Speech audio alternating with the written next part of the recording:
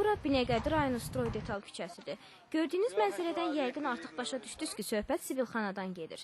Yerli sakinlərin sözlərinə görə onlar artıq uzun illərdir ki, sözün əsl mənasında zibilliyin içində yaşayırlar. Buradan keçə bilmirik qoxdan. Nə ölü itdi, nə meyitdi, gətirib atırlar bura. Xəstəlik mənbəyidir bura. Biz deyirik ki, biz sivil ölkədə yaşayırıq, Azərbaycanda yaşayırıq. Yəni biz millətimizi, biz ölkəmizi seviriksə, deməli bu cür şeyə dözməməliyik. Zibilxananın yaxınlığında yaşayan Samir Xanlarov isə ərazidə zibil qutularının yerləşdirildiyini, lakin bununla məsələnin həll olunmadığını deyir. Zibil qutuları gətirib qoyurlar. Ayda bir dəfə ya 2 aydan bir bunu götürüb aparırlar. Bura 2 yox, 5 dənə olmalıdır. Ayda yox, heç olmasa həftədə gəlib aparmaq lazımdır da.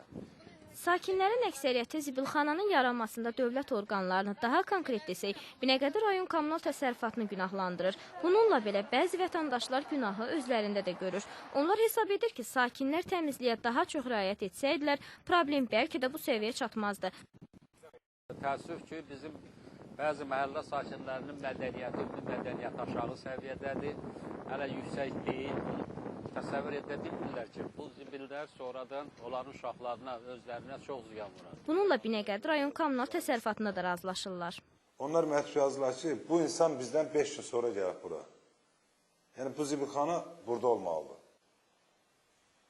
Bu da deyir ki, yox, zibilxana burada bizim həyətə yaxınlıq orada olsun. Yəni bu belə bir münaqişəli söhbət. Təsəvvür edin ki, biz yeşlərə qoymuşuq, o yeşlər səhər oradan yoxa çıxdı. Ekspertlərin fikrincə isə ümumşəhər miqyasında zibil probleminin kökü daha dərinə gedir. Ən böyük çətinlik əhalinin zibilin yığışdırılmasına görə ödədiyi vəsaitin azlığı və bu pulun yeni texnikanın alınmasına kifayət etməməsidir.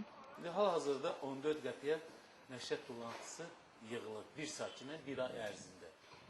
Bu da ki, çox azdır. Və bu yığılan pulla da insanların əmək haqqısına, yeni texnikanın alınmasıdır, yanacağın alınmasıdır, maşın mexanizmi təmiridir. Bu məbləğlə qeyri-mümkündür. Respublika Epidemiologiya və Gigiyena Mərkəzinin şöbə müdürü Ziyaddin Kazımov deyir ki, tez-tez rayonlarda şəhərin sanitar təmizliyini yoxlamaq üçün monitorinqlər keçirilir. Nəticələr heç də ürəkaçan deyil. Ümumiyyətlə, bizim ilin əvvəlinə apardığımız monitorinqlər nəticəsində Bakı şəhərinin rayonlarının ərazisində deməli, mərkəzi küçələrdən savayı ayrı-ayrı ərazilərdə belə antisanitar uzun müddət yaranmış qeyri-qanuni zibilxanalar mövzusu aşılanırdı. Və bir müddət kampaniya xarakterli həmin ərazilər təmizlənir. Sonra da baxsa ki, həmin ərazi yerindən mövcud vəziyyət yaranır. Stroy Detal küçəsinin sakinləri deyir ki, onların küçəsi artıq 2 ildir ki, bu vəziyyətdədir. Onlar hər gün dərsə və işə gedəndə bu zibilin içindən keçməyə məcburdular. Amma buranın nə vaxt yığışdırılacağı hətta dövlət orqanlarına belə məlum deyil.